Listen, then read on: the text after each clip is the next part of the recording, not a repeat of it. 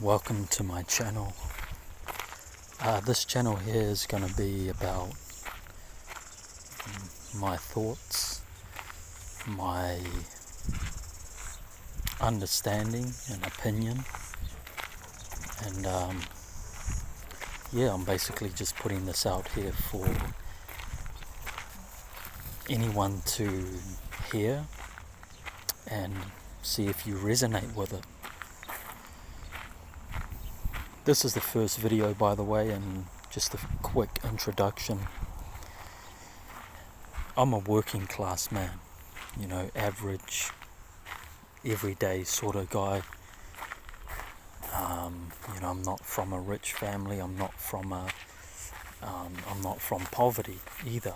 I'm from middle class, working class, and I just want to give my opinion about things going on today and see if there's anybody out there that resonates and anybody that enjoys to listen to my thoughts. So, this video is going to be about the divide. And by the divide, I mean people being divided today. And for a long time, people have been divided. And just to start with, there's a saying. I'm not sure where the saying came from, but it's very true. The saying is divide and conquer, okay? Now, if you want to conquer and rule over an area, one of the best things you can do is divide the people before you conquer them, before you rule. Because if you have them divided, they are much weaker, right?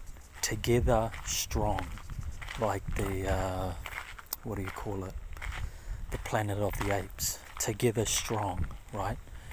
Divided, weak. People, animals, whatever, they're weakest when they're divided. When they're together, when they do things together, when the people are united, we're at our strongest. So the tactic of divide and conquer has been used for a long time. I'm not sure when it dates back to, right? But it's been used for a long time. So keep that in mind, that the ruling class, and by the ruling class, I don't mean every rich person. This isn't an attack on rich people. If you do well for yourself, if you make a lot of money, you're fine by me. If you're in poverty, you're fine. If you're middle class like myself, again, fine. This isn't about dividing people. But what I'm talking about is the ruling class. What I'm talking about is the royals, okay? The royal family, governments, and people that are behind the government, because it doesn't end with government, okay? Presidents, prime ministers, they don't make the rules. They follow what they get told by the people behind them, okay? Governments, prime ministers, presidents of the United States, they're all puppets. Okay, so, but I'm talking about them. I'm talking about the Freemasons. I'm talking about the banksters, okay, the people with money behind the scenes, because ultimately it's the families and the institutions with money that control the world. Ultimately, it's the people with billions or even trillions of dollars that control the world, because what they do is they buy off politicians, right? they control politicians, and it goes further than money.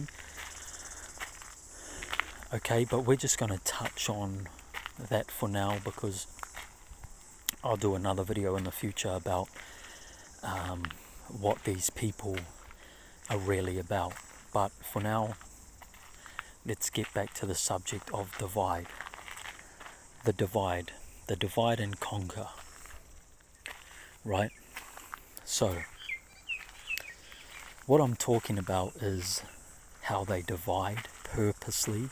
They divide the races. Okay, this is most prevalent and most easy to see with white and black people in America, right? What they do is they use media to divide white and black people as much as possible. Now, what do I mean? Well, what I mean is they focus on certain things. Like, for example, if a white police officer kills a black man, they will focus on the race of these people as the main subject. Okay, listen to me now. They will focus on the race as the main subject.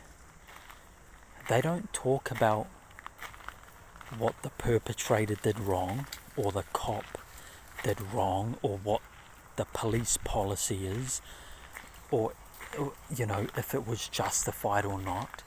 They focus on the race. They come out with the story and say, and the story headline is, "Black man gunned down by officers," blah blah blah, you know. The main thing they focus on is race, because they're actually trying to divide people. Okay, they're not interested in the truth, you know. And I use the George Floyd scenario as an example, because a lot of people have heard about it. Okay, the main thing they focused on there was a white police officer kneeling on George Floyd, and he died, right? And you know, they mention that George Floyd is a black man. If you haven't seen the footage, if you're listening on to the radio, they will say white police officer kills black man, George Floyd, blah blah blah. That's the whole agenda. The whole agenda is to divide there. It's not to tell the truth. It's not to give the people the real story. It's a piece of media that is designed to divide two groups of people, right?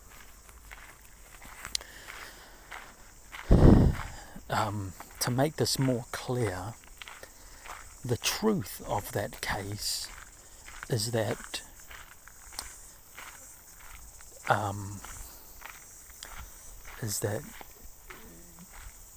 the guy in question, George Floyd, was on crack, okay, was on a substance. He was high. He went into a store with a fake bill, I believe a fake $20 bill. He tried to pay with it. The shopkeeper called the police. The police came. They, you know, took this note, you know, found that it was fake, went to George Floyd, you know, surrounded his car, started questioning him. He was aggressive towards them, or, you know, not cooperative. He wasn't cooperative. He was trying to be, you know, trying to just get away and tell them to fuck off and whatever. You know, he was being unreasonable, right? And so they decided to arrest him. Now they put him in handcuffs and put him in the car. By the way, I'm not saying that you shouldn't resist arrest. I don't believe in, the cops having ultimate power over people. Okay, so that's not what I'm saying. I'm not saying George Floyd didn't have a right to resist, but that's what's going to happen if you resist police and start getting aggressive or start acting weird. And of course he was acting off because he was on crack, okay? He was on a substance. Okay, that's the truth of the matter. Anyway, they put him in the car. They put him in the back of the car, handcuffed. He was telling them in the car that he couldn't breathe. So this thing about I can't breathe, right? And people say that, because the cop was kneeling on him, he couldn't breathe. No, George Floyd was saying he couldn't breathe before he was on the ground. He was sitting in the back of a cop car saying he couldn't breathe, saying he wants to get out of the car, blah, blah, blah. So what they did was they let him out of the car. Now, they shouldn't have done that. They should have left him in the car. Or they should have taken him somewhere to check him out, get some paramedics if he's saying he can't breathe when he's just sitting in the back of a car. But my point is, the whole agenda that was about the white police officer kneeling on him till he couldn't breathe, that's not true, because he was saying he couldn't breathe in the car, just sitting down. Now, they get him out of the car. He's acting up again. Like I say, he's on crack. So they put him to the ground, and the police officer kneels on him. Now, if you tell, say, the black community that full story, and the media actually tells the truth of that full story. Listen, this guy was on crack, he was acting up, he was resisting arrest, he said he couldn't breathe, in the car, blah, blah, blah, and then he dies from this officer putting his knee on him. There would be far less of a divide and far less of an uprising than what happened, right? When that happened, the media painted it in such a way where they said, what was the main motivator here? The white cop was racist and he wanted to kill the black man. The media painted that picture purposely to cause a divide. Okay, this is what I'm getting at. People need to understand this, that the media do this purposely. They purposely leave out details. They purposely make the story seem a certain way so that it creates a divide. Okay, so the whole black and white thing in America and even in different parts of the world, it happens all over the Western world. Okay, there's this thing the media do, especially regarding white people, is they make white people seem evil, seem like, again, here's another divide. They call white people privileged. They say if you're white, then you were privileged. Okay, how about all the white people living in caravans, living in trailer parks across the US? How about the hillbilly white people, who are dirt poor, who grow up starving? Are they privileged? But the media paint this white privilege thing. Why? Because it makes other races of people angry towards white people. Now, if you're smart, you don't listen to the media. I'm not saying all other people get angry about this, blah, blah, blah. But that's what they're trying to do. They're trying to make other races of people who aren't white feel like they're victims because, the white people are privileged, and they try to make those people angry at white people. Okay, so they're trying to cause this divide, right? Now, I don't want to spend too much longer on this video. I don't want these videos to be too long. Try to keep it to 20 minutes or so. But yeah, that's one of the divides, the race divide. Okay, it's also used when it comes to immigration. You know, they push immigration on Western societies, on white societies. Okay, these countries that are majority white, they push immigration as the best thing in the world, right? All of the media say it's our greatest asset, that we're a diverse nation, and they push immigration. And what does immigration cause? It brings more people into your country, which causes a housing crisis, which causes, because obviously the more people there are, the more houses that are needed. If there's not enough houses, then the housing market booms. If that happens, nobody can afford a house. This is this is basic stuff.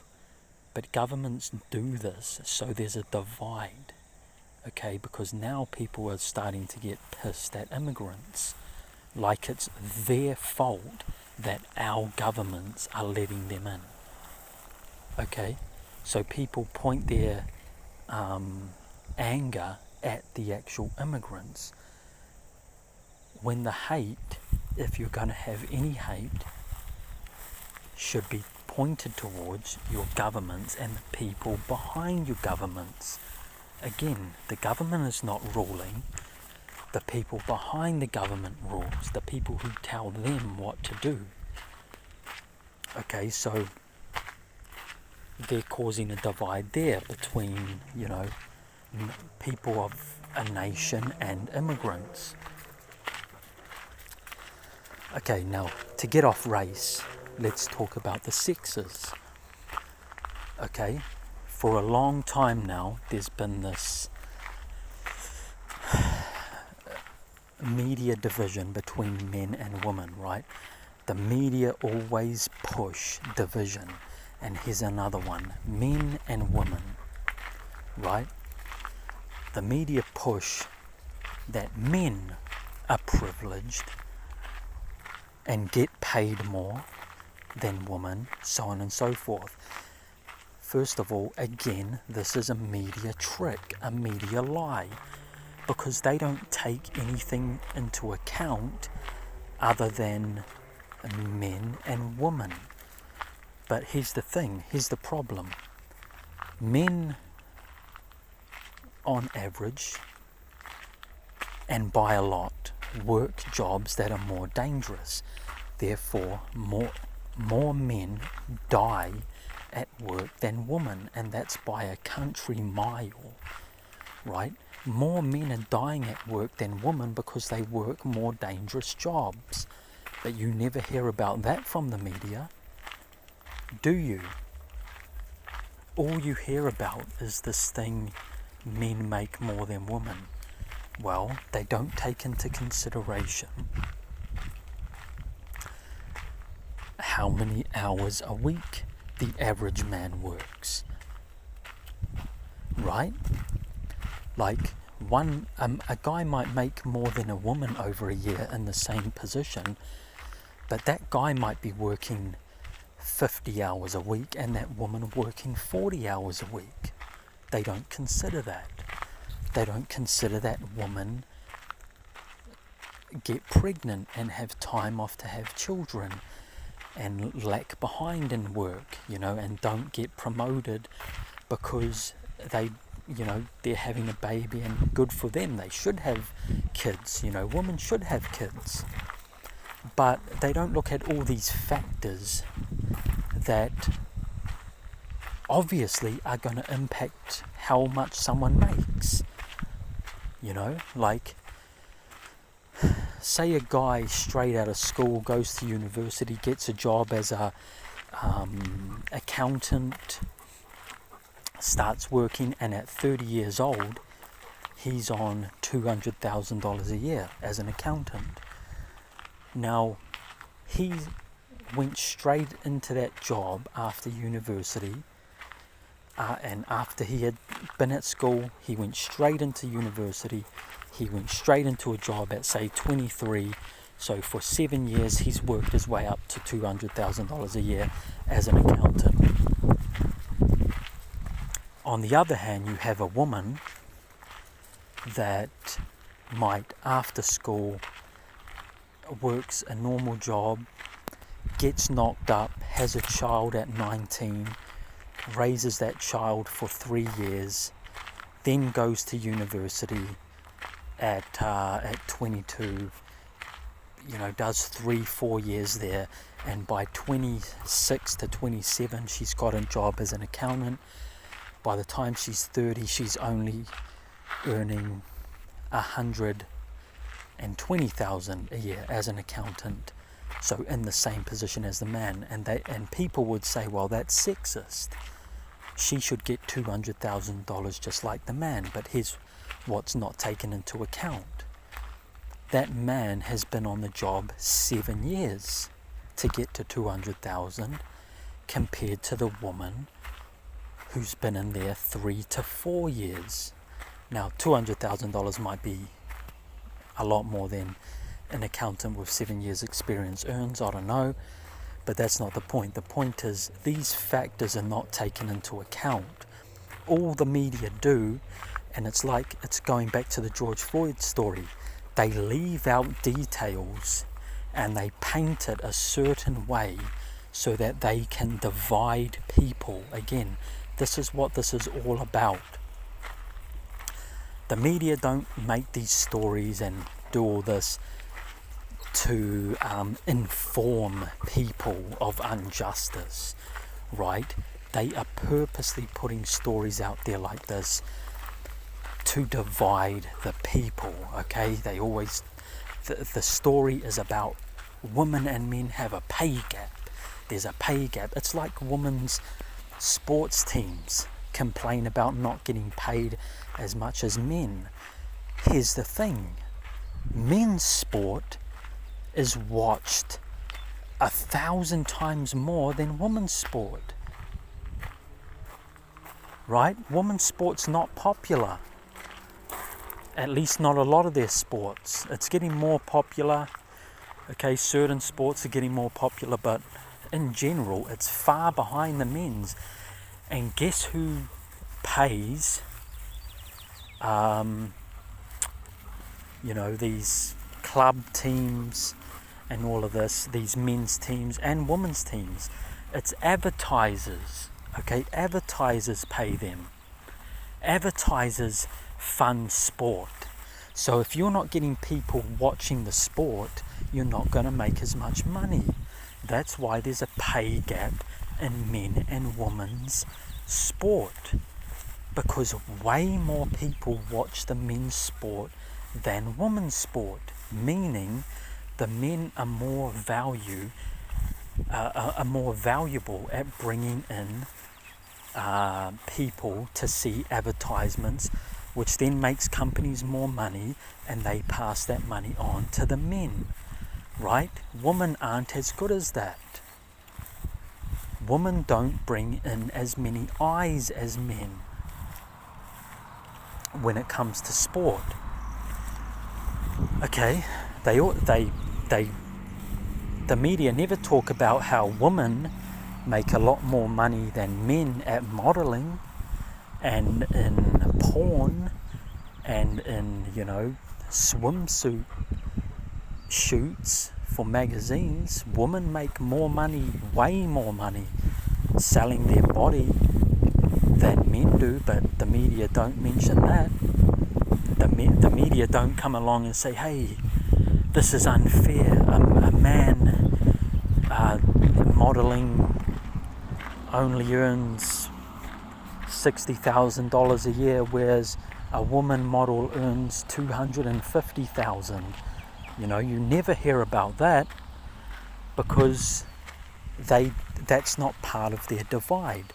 Their divide is to make women feel less and make women feel angry and make men feel like they need to be more feminine and soft and help women out, and and they create this divide between men and women.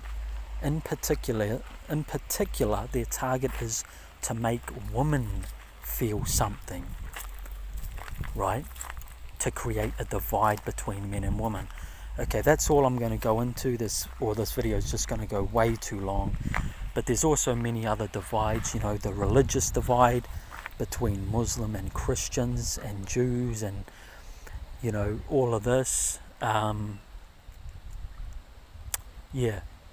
There's division everywhere. If you're from this state, you shouldn't like this state, or if you like this sports team, you shouldn't like that sports team. There's divides everywhere, right? And the key takeaway from this is not to listen to the media. Don't be divided, be united. Alright, thanks for tuning in. Leave a comment. What do you think about this? Have a good one.